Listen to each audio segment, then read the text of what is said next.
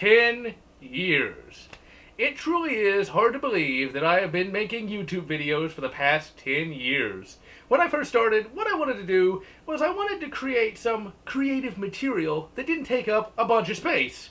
And well, talking about the old video games certainly didn't take up that much space, but it did take a bunch of hard drive space. For the 10-year anniversary, we're taking a look at one of my favorite games of all time, Jedi Knight 2 Jedi Outcast. Before one can appreciate the true majesty of Jedi Knight 2, one must of course first take a look at the history of the Dark Forces series. Star Wars Dark Forces was released in 1995 by LucasArts for MS-DOS. I reviewed this game back in 2010 and signified that it was a true classic. When I first played it back in 1995, I was heartily impressed by its graphical fidelity and its voiced cutscenes. I loved the character of Kyle Katarn, and as a kid I always imagined him as the leader of any FPS team-up. This game was at the time derided as a Doom clone, even though the game has very little in common with Doom other than the first-person shooting. The levels were more realistic than the Doom levels. The game featured actual puzzles along with bosses and a story that was so good that it was adapted into both a novel and an audio drama. For me, Dark Forces represented a massive leap forward in FPS complexity and is to this day my single favorite 2.5D shooter. Star Wars Jedi Knight Dark Forces 2 is a really confusing title. That is easy to conflate with Star Wars Jedi Knight 2 Jedi Outcast. Word salad aside, Dark Forces 2 represented yet another leap forward in first-person shooter complexity. Like its predecessor, it was developed and published by LucasArts, and it was released in 1997 for the PC. And I got it for my birthday in 1998.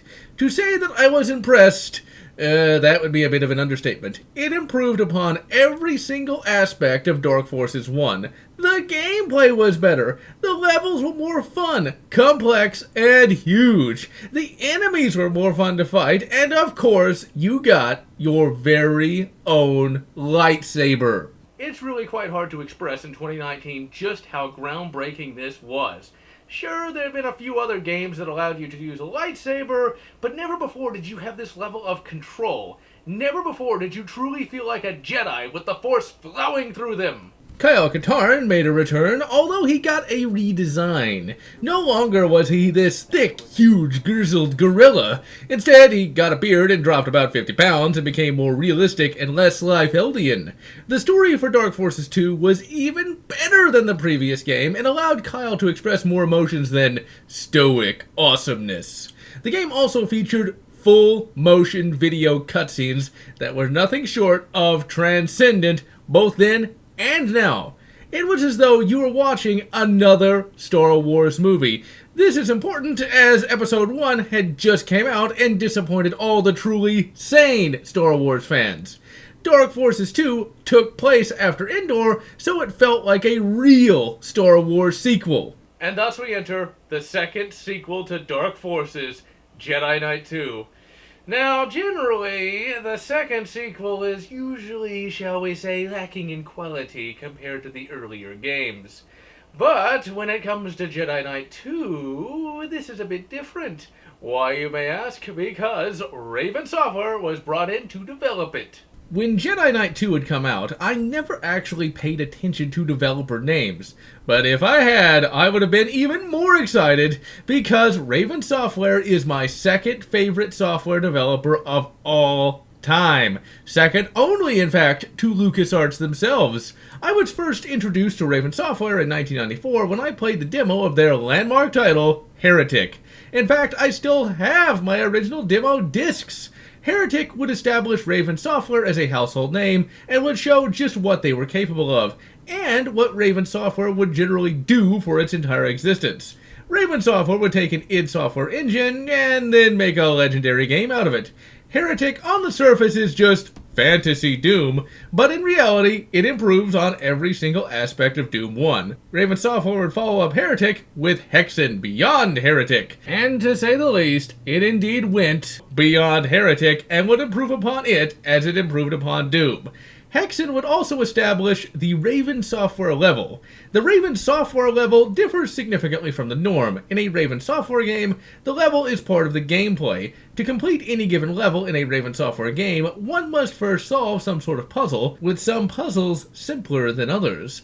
But generally, you will not blaze through a level in a Raven Software game. Then, in the space year 2000, Raven Software would develop a fateful game.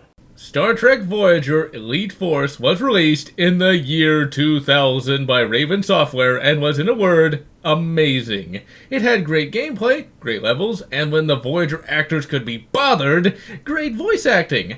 This took Raven Software 2 years to develop, and that development time shows in the finished product, and I have already released a review and retrospective on this game. According to Game Brain's interview with Jedi Outcast developer Mike Gummelt, George Lucas's son actually quite liked Star Trek Voyager Elite Force. Whether or not it got Raven Software the development job for Jedi Knight 2, well, you be the judge. From that same interview, we learned from Gummelt that the engine used in Elite Force would go on to be used in Jedi Knight 2, and that Raven Software used much of what they had created for Elite Force to make Jedi Outcast. This allowed them to develop Jedi Outcast in only 18 months. So now, ladies and gentlemen, for my 10-year anniversary, I shall be explicating one of my favorite games of all time, Star Wars Jedi Knight 2 Jedi Outcast. Remember, throughout this entire review, that this entire game only took 18 months to develop. That was how good Raven Software was, and this wasn't even their peak yet. Star Wars Jedi Knight 2 Jedi Outcast is a first-person shooter and a third-person hack-and-slash game, and you can transition between the two on the fly, and unlike in its sequel Jedi Academy, you can view the lightsaber from the first-person view. But you will likely never do so, as it is much more natural to do the slicing and dicing from the third-person view. Both the first-person and third-person cameras are absolutely top tier. The first-person shooting is as high quality as the previous games, and if there was no lightsaber combat at all, this would still be one of the top 10 first-person shooters of all time. According to the same Game Brain interview, Gummelt stated that the primary focus of Jedi Knight 2 was the lightsaber combat, and that Raven Software's earlier game Heretic 2 inspired much of it. The lightsaber combat was and still is the main draw of the game. To say that the saber combat in this game is an improvement over the lightsaber combat in Jedi Knight would be the understatement of the millennium. Never before had lightsaber combat been so fluid, so fast, so visceral. In the game, you have 3 different stances, light, medium, and heavy. Each stance has its own strengths and weaknesses. Do not look at this game like a traditional hack-and-slash game where you have light attack, medium attack, and heavy attack. All these stances do is govern how fast you swing your lightsaber. And in all reality, it all comes down to, can you land the blow? There is no one stance that's going to give you an advantage over an enemy. If this kind of combat sounds familiar, well, that's because it's of the Bushido blade style of combat. And that's what I figured when I first started playing this game for the review. Back in the early 2000s, I didn't even know what Bushido blade even was.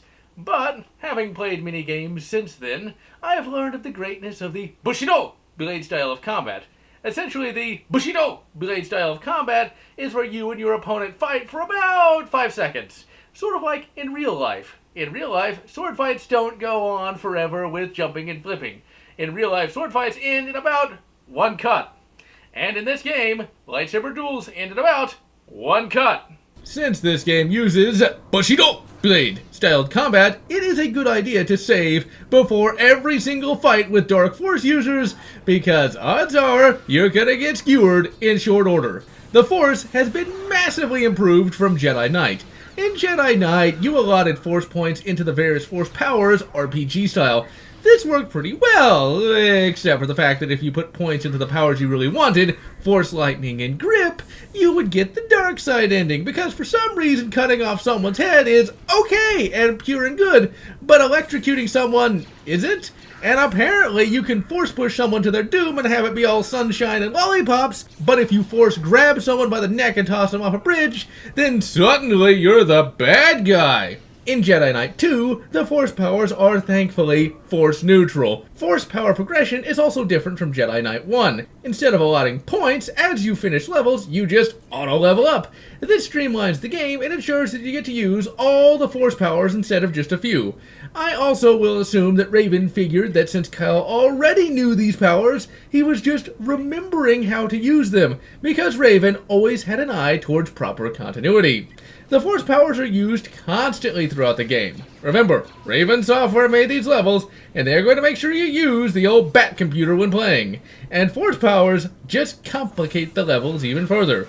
The levels in Jedi Knight 2 are some of the best that Raven would ever make. They are no longer as annoying as some of the levels in Hexen 1 and 2, but they still require a lot of thought to progress. One of the things I had to keep telling myself as I played this game is that every room must have a solution. And believe me, every room does indeed have a solution, no matter how hard the bloody room may be. The level progression difficulty can get annoying at times, but for a reason that you might not think. The levels look harder than they are, so you can be completely stumped on a level, wander around for what feels like hours, look up a walkthrough, only to find it was massively obvious. Case in point, you have to send a message to Rogue Squadron. And of course, the power to the goddamn con system has been turned off. To turn it back on, you go into this massive room and input a code.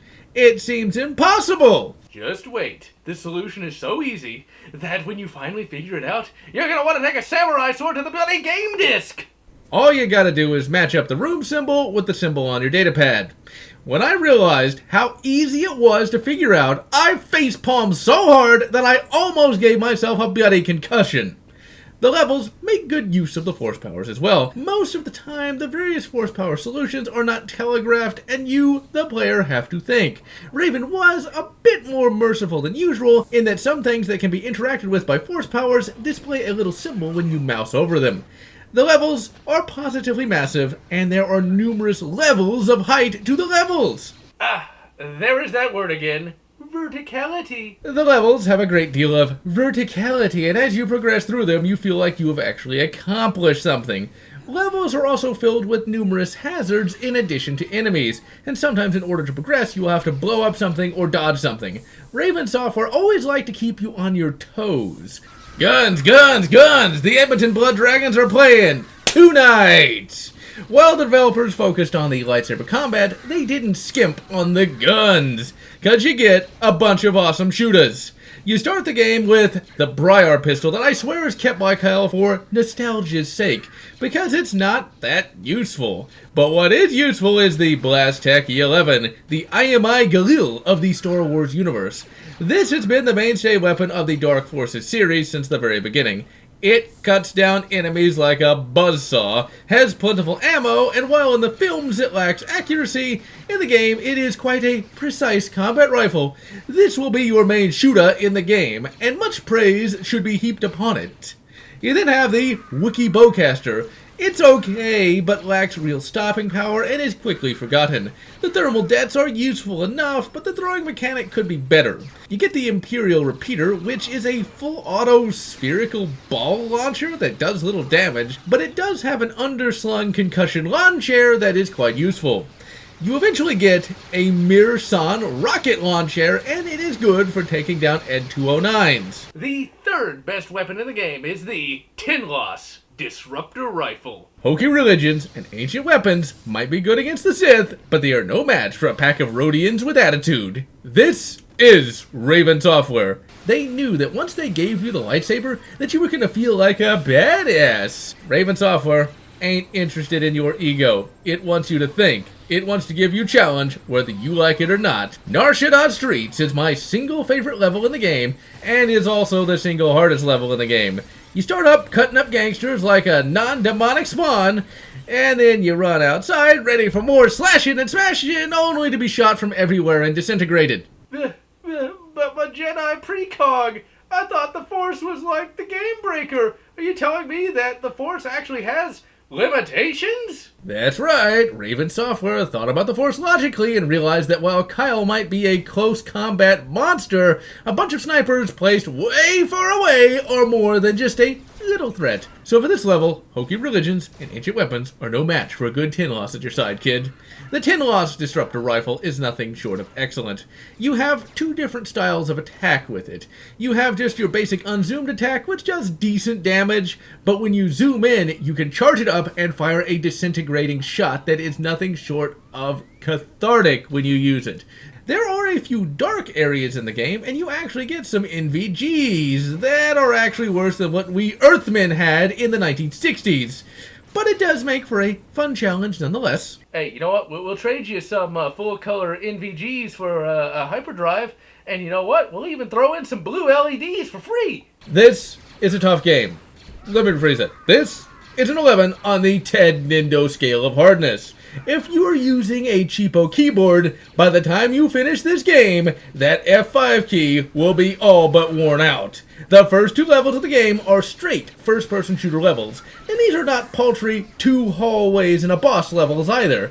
These are 2 straightforward first-person shooter levels that are longer than some bloody games. And the straight shooting is nothing short of excellent and shows a great deal of evolution from the first 2 Dark Forces games. These first straight shooting levels are also quite tough. You have no force powers, and health and shield pickups are few and far between. Stormies may not be able to hit anything when Lucas or Disney is behind the camera, but here, yeah, those blast points are quite precise, as only Imperial Stormtroopers can perform. When you get the lightsaber, the game just gets harder. The hazards in the levels get worse and worse, and while you'll be mowing Stormtroopers down by the bushel, they can still hurt, and hurt a lot. And you'll be going into a healing trance after almost every bloody engagement. The Dark Force users are bloody tough as well, and since Raven went the Bushido blade style, they can kill you easily. And pro tip, when they force grip you, use force push to get out of it, otherwise they will make the spirit of Admiral Ozzel twitch a bit. You face an ATST on a few occasions, and you better make sure you don't run out of turret ammo, otherwise it's going to be quite hard to bring down without force powers. Hell, even with force powers, it still puts up a good fight. Kyle needs to ask Dash where he got those bloody pulse rounds. The Ed-209s go down easily enough, but they go down even easier when you have the EMP blaster. This blaster takes down Ed and Eddie 209s like they were made of tinfoil. The graphics for the game have aged gracefully, the level textures still look great, and the non-human enemies still look pretty good, and the Stormies are still impressive to this day. The graphics for the cutscenes, well, they've aged pretty bad. What's funny is the fact that these cutscenes actually look pretty bad even back in 2002, and that's because the previous game used full motion video cutscenes with real actors.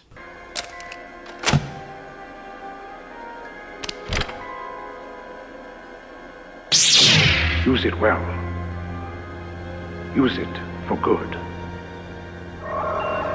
Yeah, the 3D graphics used in Jedi Knight 1 looked pretty bad, but when you got that compared to this... Pretty sure the shield generators are through there. I know. You get an escape pod ready and wait for me. This shouldn't take long. Don't do something stupid like die on me. Yeah, you can see why these look pretty bad in comparison to the Jedi Knight 1 FMV cutscenes. However, this is Raven Software, and Raven Software never skips, no matter what the engine, and some cutscenes will look better than others, and some cutscenes will have a great deal of emotion to them as well, even if the game's animations are somewhat limited. Kyle still looks pretty much like he did back in Jedi Knight 1, although the model is of course a lot better to say the least. He has his epic beard and his one shoulder pad, cause, well, 90s, that's just what you did back then. This Kyle looks a little older than Jedi Knight 1 Kyle, and has a little gray in his hair that makes him look distinguished, although in a canonically later comic he has all dark hair. Looks like old Kyle got himself some Mirsan just for human. The music for the game is just as great as you would expect, and is composed quite well, and each level has a fitting track from the Star Wars soundtrack. Can't play it, cause, well, googlog. Voice acting is of high quality, all the important characters sound good. Kyle is now voiced by Jeff Bennett. This would not be his first Star Wars role, as he would play the main character of Star Wars Force Commander, a Stormtrooper Lieutenant, which is kind of fitting because Kyle was also a former Stormtrooper. Jeff Bennett was also a prominent Cartoon Network voice actor as well, and played many an iconic role, most notably Johnny Bravo. Remember those old halcyon days of CGR when certain games were Lando? Well, you can't get much more Lando than Jedi Knight 2. Billy D. Williams reprises his famous role as Lando Calrissian, and he does a great job all around, although he sadly does not sound quite like he did way back in 1980. The other voices sound good enough, but sadly the voice work is not movie quality like it was in Jedi Knight 1. Rather, it is only animated series in quality. Jedi Knight 2 was released on PC and Xbox One and the GameCube, and I have played it on the PC and Xbox, and both were quite good. The version we are looking at here is the GOG re-release being played in 1080p. To get Jedi Knight 2 to run in 1080p, all you have to do is modify the INI file and put in whatever screen resolution one wants.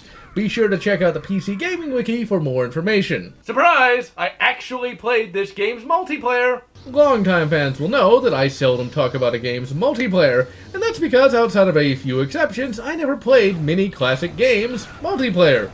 Jedi Knight 2 is one of those exceptions. I played this game's multiplayer a great deal back in the early 2000s. Against bots. Because, let's be reasonable, who wants to play against other people? People just ruin everything, man. Linkin Park aside, I played this game a great deal multiplayer against bots.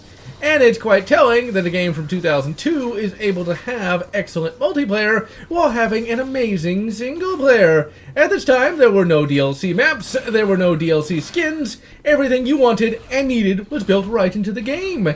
There are of course many mods for multiplayer and single player, but today we're only going to be taking a look at what shipped with the game. There are numerous multiplayer maps and numerous character skins, and I am personally quite fond of the TK421 skin myself. The multiplayer also features numerous game types as well. My personal favorite back in the early 2000s was Capture the Flag, and I was quite fond of the Warring Factions map. Nothing was better than putting on some music and playing it over and over again. This is being played in 1080p, and to get it to display in that screen resolution, all you have to do is modify the multiplayer's INI file. However, for some reason, having the multiplayer display in 1080 breaks some of the maps. Star Destroyer, Death Star, and Bespin Tunnels do not work in 1080p, so use this high screen resolution at your discretion.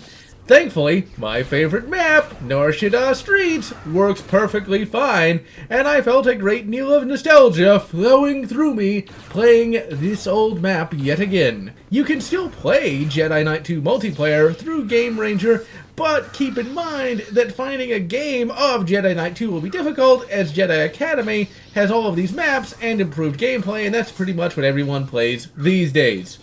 Overall, it's amazing just how much data was shoved on one single 700 megabyte CD-ROM. As you would expect from a Dark Forces derived game, the story is quite good. Star Wars Jedi Knight 2 Jedi Outcast takes place several years after the end of Jedi Knight, which itself took place several years after Endor. Jedi Knight 2 and Jedi Academy are the final games in the Star Wars franchise to take place after the Battle of Endor, and thus are some of the only games to take place during the New Republic era. After the Battle of Endor, the Empire fractured into numerous squabbling warlord states, and the Empire spent as much time fighting itself as fighting the rebels, now called the New Republic. This game, being both a Star Wars game from the Golden Age and being developed by Raven Software, perfectly keeps canon. When the game begins, we see Kyle Katarn and Jan Ors being tasked by the New Republic Chief of State Mon Mothma to investigate the supposedly abandoned Imperial base on Kedjum. Kyle Katarn is a different Star Wars character from the norm. He is the closest to a real person. He is not a pure paragon hero, nor is he an amoral bastard. As of this game, he is not a Jedi. At the end of Jedi Knight, he renounced his Jedi powers and cut himself off from the Force, so he could still be a normal human. He and Jan are still mercs working for the New Republic, and he is at his most Chuck Norris here. He is not a member of the New Republic military. Rather, he is an entire division of troops in one man. The relationship between Kyle and Jan is also quite natural. You can tell that they really do care for one another, but they are not quite as open with it like Han and Leia were. The battle on Kedjem is excellent, with great level design and puzzles, and I loved this puzzle in particular right here, as it was a callback to the earlier Dark Forces games. On Kedjem, they find some crystals that could potentially imbue people with the power of the Force. Then we get an awesome scene. On the surface, it's just a basic briefing scene where Mon Mothma discusses the crystal with Kyle and Jan, but when you look closer, you realize it is Mon Mothma on Coruscant. By 2002, in the EU, Coruscant had long since been retaken by the New Republic, and sadly, this is the only game that actually shows a New Republic-controlled Coruscant. You're then charged with shutting down some Imperial crystal mining, and just like old times, Jan drops you off. In this game, the ship is the Raven's Claw. Kyle and Jan's previous ship, the Moldy Crow, met its end in Jedi Knight. And I gotta say, I miss the old rust bucket. The Raven's Claw is okay, but it's a bit too stylized. This level is even better than the one preceding it, with even better shootouts and puzzles and some pretty good platforming. Except for this part. It took so long to get up here, it's bloody embarrassing. And I'ma blame the game and not my skills, or lack thereof. Eventually you find some Imperial political prisoners that are being used for forced labor. The Empire is so misunderstood. One gets the feeling that a bunch of games would be inspired by this part of the level, because a level in Rise of the Triad 2013 and Wolfenstein: The New Order looks oddly similar. You free the prisoners, but they are of course utterly helpless, and if enough die, you lose the level. So you better be quick and accurate. The level ends on a tragic note, and on a cool one as well. The new villain, the Sun, makes his appearance. He is a purple T-Rex man that is a complete bastard, and while having good voice acting, is sadly more or less a Captain Planet villain. He is evil, but that's about it. However, this being a Raven Software game, this evilness is somewhat mitigated as he does a few intelligent things here and there. Kyle, no longer being a Force user, gets his ass handed to him. And potentially, Jan gets her head cut off. Welp, war declared. Kyle gets pissed, or perhaps more pissed than usual, and heads to the Valley of the Jedi. This was seen first in Jedi Knight. This is a valley that allows you to either be imbued by the Force, or have your Force powers enhanced. In this game, it is kept secret by the New Republic in a manner similar to the Guardian of Forever in Star Trek. Kyle, being consumed by grief, heads there without any thought to OPSEC. And of course, King Koopa finds it and begins mass-producing Force users. This is made out to be a big deal, as though hundreds of half-trained melee fighters will somehow take down an entire galactic government. In reality, we see in the Thrawn trilogy that Jedi and Sith need to be ditched and more bloody ships and infantry need to be produced. But whatever, I guess more Star Destroyers is just not as fancy as a guy with a fancy laser stick. Every kid will say that they wanted to be a Jedi. And depending on your age, you'd want to be a Jedi being trained by Luke Skywalker himself and actually attend the Jedi Proxium. Or Academy. I guess Luke just wants to one-up Hair Captain Professor X. You go to Luke's school for gifted middle-aged men to pick up your laser stick, because apparently Kyle left it there after Jedi Knight, for some reason. Now, this is not the same phase plasma sword from Jedi Knight. In Jedi Knight, you started out with a green saber, then that got destroyed and you were given a yellow one. In this game, you are given an all-new, all-giant, all-amazing lightsaber. It has an epic design and is oh so much fun to use. And it has a blue blade, because when it comes to Jedi, you know that Kyle Katarn is not going to be no bloody Jedi consular. He's going to be a big, badass Jedi Guardian. The Jedi Academy level is filled with puzzles, some harder than others. The first puzzle is the hardest. It's a sliding block puzzle that you solve via force push. I think Luke just wants to make sure that Kyle hasn't been huffing spice for the last 6 months. The rest of the puzzles test reflexes and understanding of force powers. Your first mission after the Jedi Academy level is to head for Nar Shaddaa. This is a planet that has come up before in the Dark Forces series and is awesome. It is here that you follow up your first lead. You have to find a guy named Relo Baruch. The bar scene here encapsulates everything awesome about Kyle Katarn. Ah, Jedis. I had no ideas. What can I do for you, honored Jedis? I'm no Jedi. I'm just a guy with a lightsaber and a few questions. Fun fact, this Chiss is actually Myth Thranudo's no-talent cousin Myth Bartudo. Before he died, Thrawn got him the job to get him out of the way so as not to tarnish his good name. You fight through Nar Shaddaa, and the levels just keep getting better and better until it goes Lando! Yes, you meet and save Lando Calrissian. He had come to Nar Shaddaa to investigate some criminal dealings on Cloud City, and inadvertently got captured by Relo. You help him escape, and by the Great Space Dragon, you actually get on the Lady Luck, Lando's personal starship. Star Wars, at this point in time, had just about the best continuity ever seen in any science fiction series. The Lady Luck had first been introduced in 1991's Heir to the Empire, and it was first seen in 1994's Essential Guide to Vehicle and Vessels. Here, it is replicated perfectly in 2002. Raven Software, except no substitutes. They cared enough to get a detail this important and this obscure correct.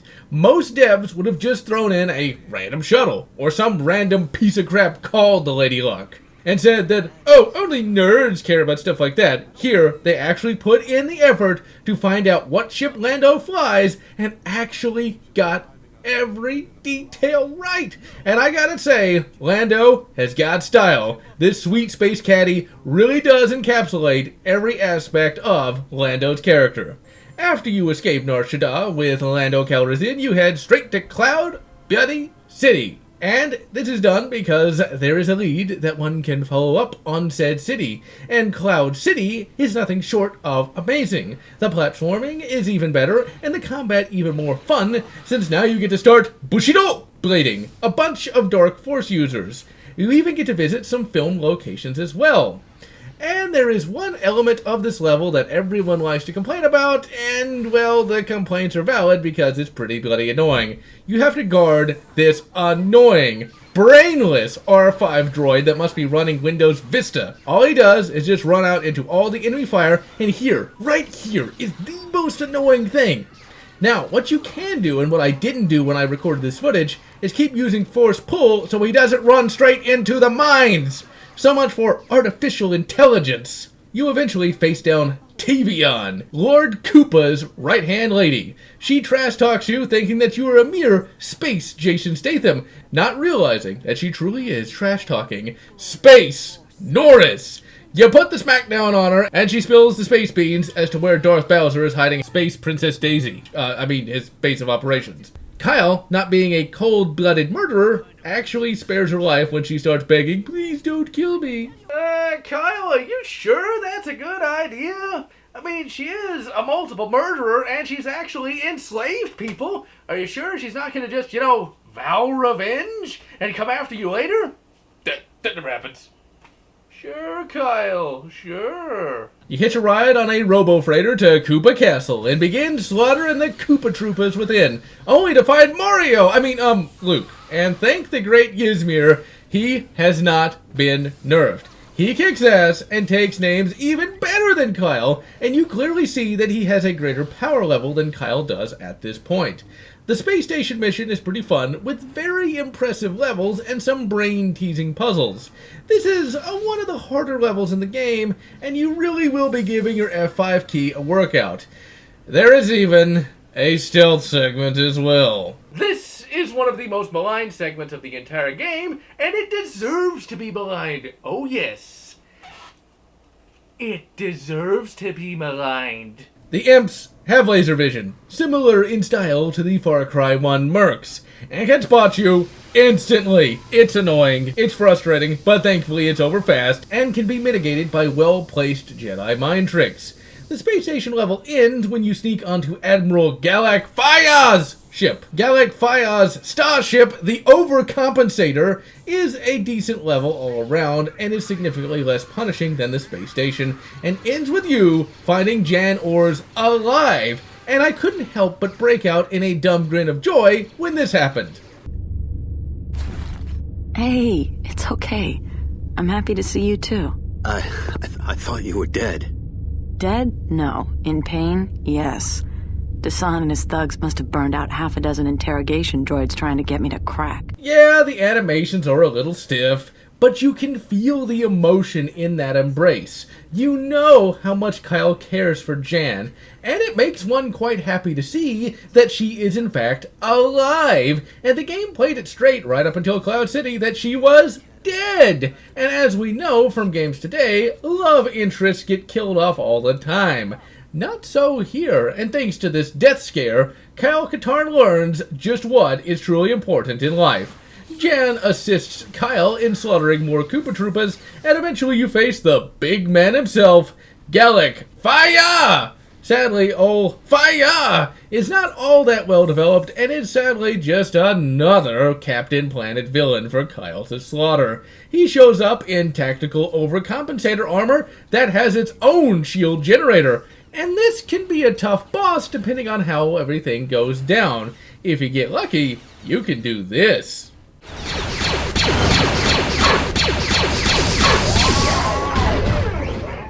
I have said it before, and I'll say it again.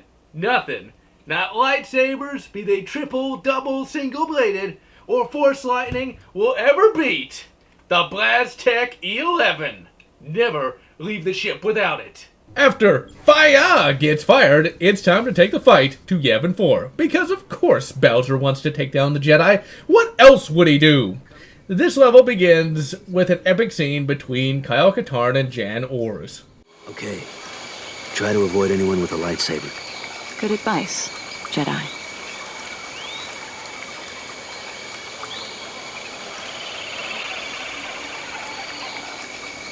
Go. And it is indeed about bloody time. This took longer than Mara and Luke's courtship. This is an example of why franchises that actually have sequential sequels work. We've had the characterization built up between both of these characters for 2 bloody games by this point, and thus the payoff with the epic kiss really does have weight to it. And it does not feel cheesy or cringeworthy either. It actually has all the emotion it should have. And I would say that Kyle and Jan's overall romance is every bit as good as Luke and Mara's romance. It was allowed to grow naturally over time, and this is how romances should be done. The jungle fight is great, although it is very easy to get turned around. You face a new stormtrooper called the Swamp Trooper, and he can hurt, and hurt bad. And you also face a bunch of troops armed with lawn chairs of the rocket variety, but since you are a force user of the highest power level, you can just push those rockets right back at them and watch them get blown sky bloody high. The coolest part of the level is when you hop into an ATST and show the imps what it means to screw with Space Norris. And unlike with other games, the ATST is not some giant god machine that cannot be brought down. You can die quite easy while piloting the ATST, and you will have to take care not to get blown up. The final battle takes place at the Jedi Proxium. The final boss fight is pure Raven software. King Koopa is not going down easy, and he is supposed to be super duper powerful. Well, he uses the Jedi mind trick to put you through a series of challenges, each more fiendish than the last. The puzzles that you have to solve prior to the boss are some of the hardest in the game, and I bet that Raven did that for a reason, as the boss fight against Barney the Pissed Off Dinosaur is not all that tough, and I was able to shove a lightsaber off his exhaust shaft in short order. The game ends with Kyle choosing to keep the lightsaber and force powers, but he does not say that he is going to join the Academy. He does say that he's going to have some long overdue R&R with Jan, and the game ends with Kyle and Luke shaking hands with the implication that Kyle Katarn will be back to join the ranks of the Jedi. The end. How in the hell do you follow something like that up? How do you follow up one of the greatest games of all time in general? This is Raven Software, ladies and gentlemen. That's just a challenge to them. Raven Software looks upon following up one of the greatest games of all time with creating, literally, one of the greatest first-person / third-person shooters of all time in the guise of Jedi Academy. But Jedi Academy must wait for another day. Ultimately, for Jedi Knight 2, Jedi Outcast, I cannot recommend it enough. If you've never played it, your mind will still be blown in 2019. And so, I am General Lotz, wishing you good Rogue Squadron, and good Jedi Knight, Jedi Academy, whatever makes you happy. If you enjoy